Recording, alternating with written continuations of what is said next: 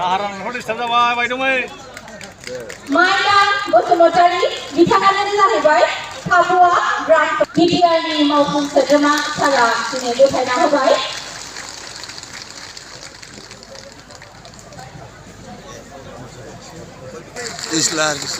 जाय नाजावफैगोन बयनिबो थाखाय जोङो आखाइखौ खबथारगोन।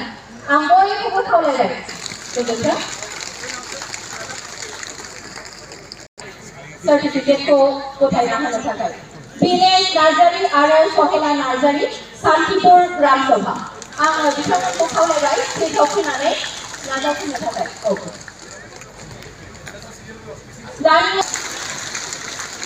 सारथी नार्जारी शांतिपुर ग्राम सभा रामफलबिल बीसीडीसी आखाइ खबना होबावदो खेबसेबाव बयखौबो खावलायबाय जायनो फैयो आजावफैयो सर्टिफिकेटखौ जों बयनिबो थाखाय खेबसे आखाइ खबना होगोन गोबारै Shikha Basumatary Brahmapara gram sabha Jaipur LP school Bairali बीसीडीसी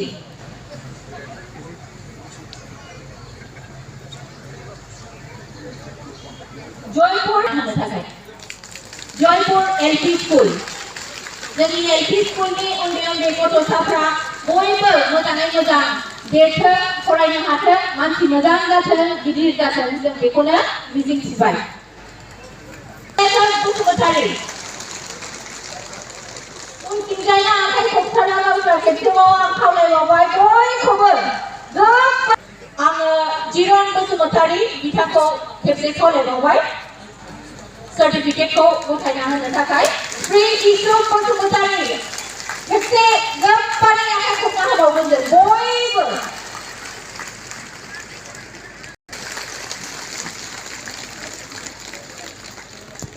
Mahashri बालहान LP school Nandipur बीसीडीसी जोंहा प्रेसिडेंट दंफैयो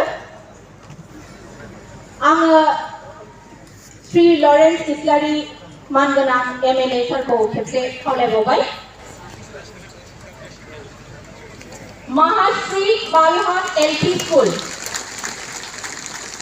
बे स्कूलनि गथ'साफ्रा जोंहा BTR नि चिफ प्रमोटर सारखौ बिथाङा गांसे आर'नाइजों बरायदों। साबायखर सर्टिफिकेटखौ गथायना होनो थाखाय नंदीपुर बीसीडीसी शांतिपुर एलपी स्कूलनि प्रेसिडेंटआ दिनै बे सर्टिफिकेटखौ नाजावफैदों। स्कूलनि गथ'साफ्रा बयबो आवगायला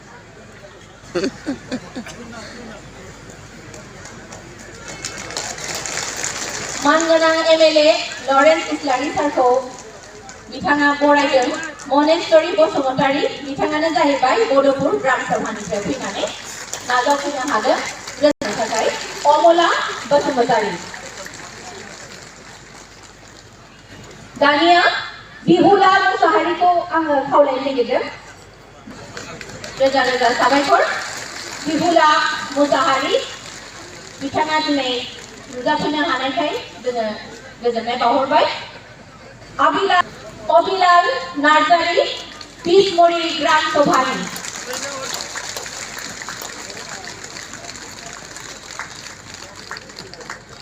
समेन्द्र नार्जारी भूमका फरेस्ट विलेज ग्राम सभा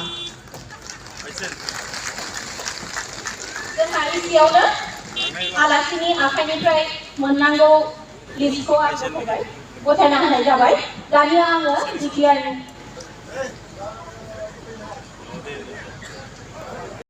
बसुमतारी